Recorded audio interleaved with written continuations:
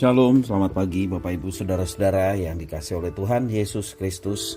Jumpa kembali bersama saya Pendeta Eka di dalam renungan firman Tuhan pada hari ini, hari Selasa 11 Januari 2022. Sukacita dan damai sejahtera dari Tuhan kita Yesus Kristus kiranya menyertai kehidupan kita sekalian, yang pastinya mendatangkan kebahagiaan buat kita. Puji nama Tuhan. Pembacaan firman Tuhan pada hari Selasa ini sudah masuk dalam kitab Mazmur yang ke-8. Kiranya firman yang kita baca memberkati kita sekalian. Dan sebentar kita akan merenungkan bagian firman yang kita baca, dan kita akan berdoa terlebih dahulu. Tuhan Allah Bapa di surga, yang kami puja sembah di dalam Yesus Kristus, ucap syukur hari yang baru Tuhan percayakan pada kami. Kami mau terus mengisi hati dan pikiran kami dengan kebenaran firman Tuhan. Kau yang mampukan kami untuk kami dapat memahami serta menerapkan dalam hidup kami setiap hari.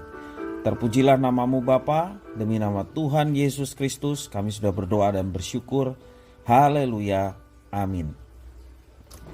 Bapak Ibu Saudara-saudara yang dikasihi oleh Tuhan, Mazmur 8. Untuk pemimpin biduan menurut lagu Gitit Mazmur Daud. Ya Tuhan, Tuhan kami, betapa mulianya namamu di seluruh bumi. Keagunganmu yang mengatasi langit dinyanyikan. Dari mulut bayi-bayi dan anak-anak yang menyusu telah kau letakkan dasar kekuatan karena lawanmu, untuk membungkam musuh dan pendendam. Jika aku melihat langitmu, buatan jarimu, bulan dan bintang-bintang yang kau tempatkan. Apakah manusia sehingga engkau mengingatnya? Apakah manusia sehingga engkau mengindahkannya? Namun engkau telah membuatnya hampir sama seperti Allah dan telah memahkotainya dengan kemuliaan dan hormat. Engkau membuat dia berkuasa atas buatan tanganmu. Segala-galanya telah kau letakkan di bawah kakinya. Kambing, domba, dan lembu sapi sekalian, juga binatang-binatang di padang, burung-burung di udara dan ikan-ikan di laut, dan apa yang melintasi arus lautan. Ya Tuhan, Tuhan kami, betapa mulianya namamu di seluruh bumi. Itulah ungkapan Mazmur yang begitu indah dari Daud. Apakah manusia sehingga engkau mengingatnya? Apakah anak manusia sehingga engkau mengindahkannya? Di dalam bait yang ke-8 mengatakan demikian. Bapak Ibu Saudara-saudara yang dikasihi oleh Tuhan, mari kita memandang dengan cara Tuhan memandang. Pernahkah kita merasa sebagai orang yang tidak berguna, menjadi beban bagi orang-orang yang kita kasihi?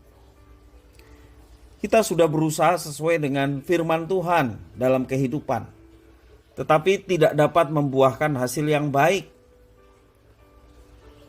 Saya pernah mengalami hal itu. Karena berbagai masalah berat, kita mengira Tuhan tidak peduli dan sengaja menyusahkan kehidupan kita. Padahal Tuhan tidak salah dan tetap memelihara hidup kita. Kadang hidup ini terasa berat karena berbagai kesulitan yang datang. Karena orang-orang terdekat mengeluarkan komentar yang negatif dan menyudutkan. Harapan tidak terwujud. Dan banyak lagi alasan-alasan yang membawa kita ke dalam kesulitan ataupun terasa berat menjalani kehidupan. Bapak Ibu Saudara-saudara, yang perlu kita tahu yakni yang pertama, penilaian orang lain tidak menentukan keberhasilan dan nilai diri kita. Sekali lagi, penilaian orang lain tidak menentukan keberhasilan dan nilai diri kita. Dan juga yang penting yang kedua, Tuhan menilai diri kita itu berharga. Seperti ungkapan Mazmur di bait yang ke-5 tadi. Apa buktinya?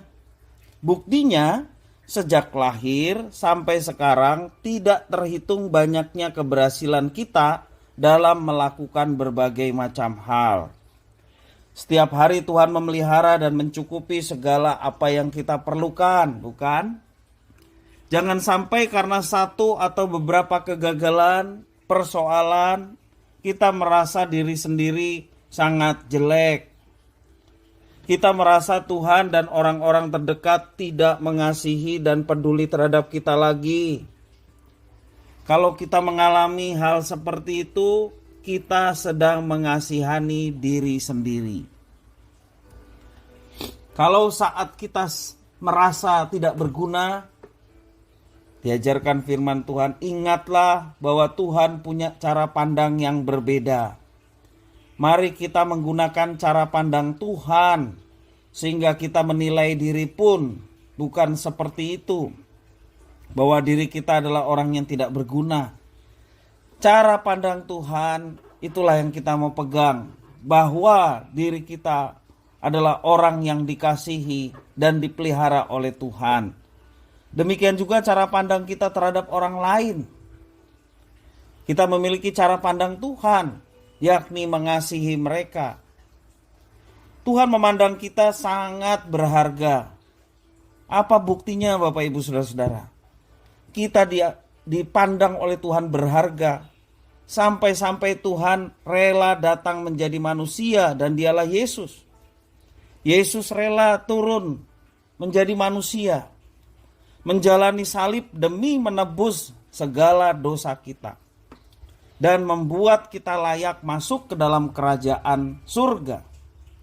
Pandanglah diri kita seperti cara Tuhan memandang. Sepatutnya kita bangkit sehingga ada perubahan ke arah yang lebih baik. Pandanglah diri kita seperti cara Tuhan memandang kita. Kiranya firman ini memberkati kita sekalian. Mari kita berdoa. Terima kasih ya Tuhan atas firman-Mu. Mampukan kami untuk dapat memandang diri kami, demikian juga terhadap orang lain, seperti Tuhan memandang berharganya manusia, sehingga Engkau memberikan penebus, yakni Yesus Kristus. Dan kami sungguh mau memegang itu sampai akhir hayat kami. Karena hanya dengan berpegang pada Tuhan dan percaya kepada Tuhan Yesus, kami boleh mengalami penyertaan, bahkan jaminan kehidupan yang kekal. Terima kasih Tuhan atas firman-Mu. Demi nama Tuhan Yesus kami berdoa dan bersyukur. Haleluya. Amin.